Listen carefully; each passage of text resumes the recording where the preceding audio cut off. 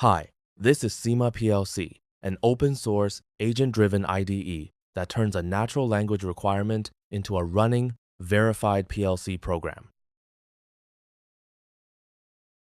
PLCs run our factories and infrastructure, but their structured text is slow to write and slow to trust.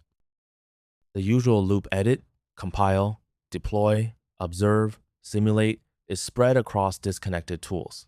Large language models can draft the code, but it often fails to compile, or worse, compiles with subtle logic errors. And no existing tool closes the gap. Editors compile your program but cannot tell you whether it actually behaves as intended.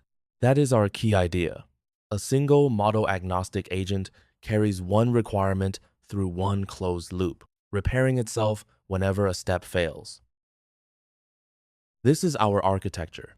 It is built from two components, tied together by a single agent. The web IDE is where the user works. They describe the control task in plain language and watch the program take shape across synchronized panels. Behind it sits a reusable PLC toolchain that does the real work. It compiles the program, deploys it to a real OpenPLC runtime, runs it, and reads or forces its variables. The model-agnostic agent sits in the middle and drives these tools as one closed loop. And because every tool is also exposed over a CLI and an MCP interface, the toolchain can be reused on its own, beyond the IDE. The agent drives 5 steps: generate, compile, deploy, verify, simulate, and feeds every failure back for repair. The headline is behavioral verification. It replays scenarios on the live runtime and returns a pass-fail report, catching programs that compile but misbehave. Process simulation then animates the running controller directly from its variables, no external SCADA. We demonstrate this end-to-end on a 4-floor elevator and 4 other tasks. Every program compiles and passes its behavioral checks, and most repairs were triggered by verification, not compile errors. Both components are fully open source. Now, let me show you the complete setup procedure for SemaPLC, which consists of 7 steps. 2 prerequisites are required beforehand: Node.js version 18 or higher, and Docker Desktop installed and running. Let us walk through the process. We begin by entering the project directory. Next, we build the toolchain. This has to come first, since the backend depends on its compiled output and will not run until it is built. We then build the OpenPLC image, which compiles the PLC runtime from source. This is only needed on the first setup and takes a few minutes.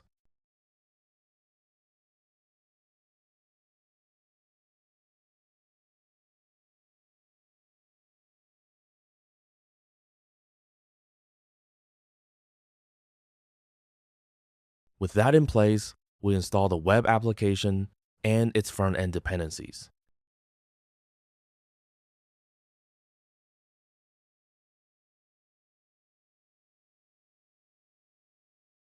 We also configure the language model API key, so the agent can connect to the underlying model. Now everything is ready to launch. A single command starts the OpenPLC container, rebuilds the toolchain, and brings up the development server.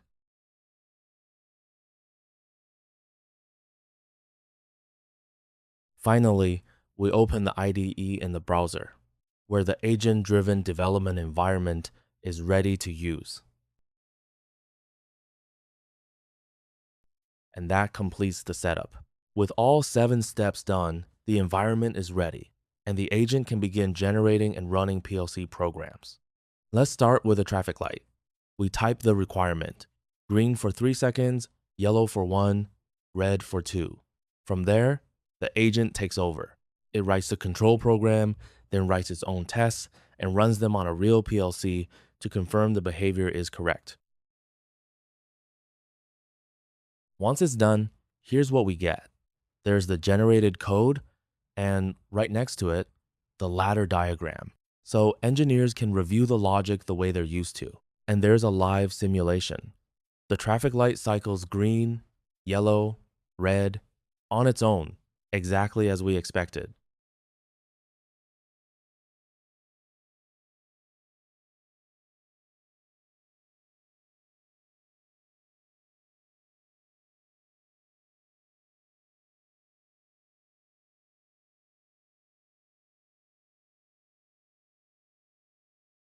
Now let's try something much harder, a 4-floor elevator.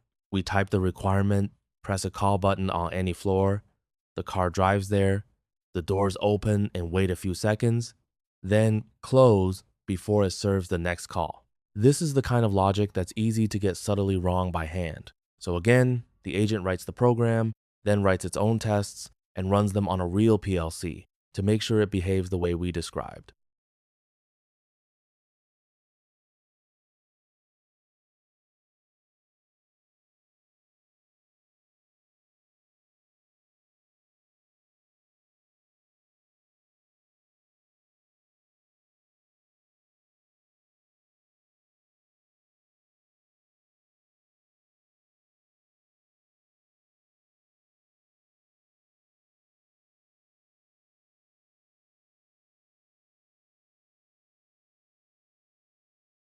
Just like with a traffic light, once it's done, we get the full program, the generated code on one side and the ladder diagram on the other.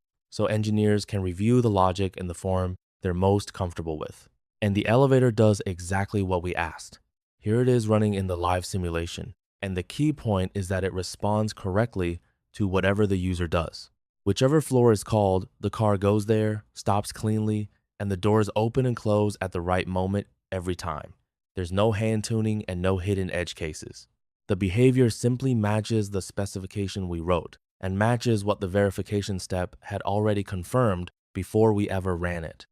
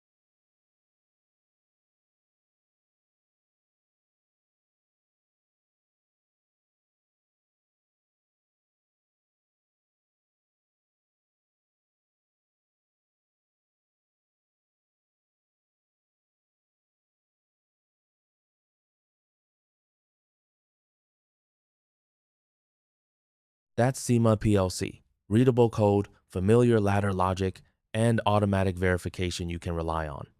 Thanks for watching.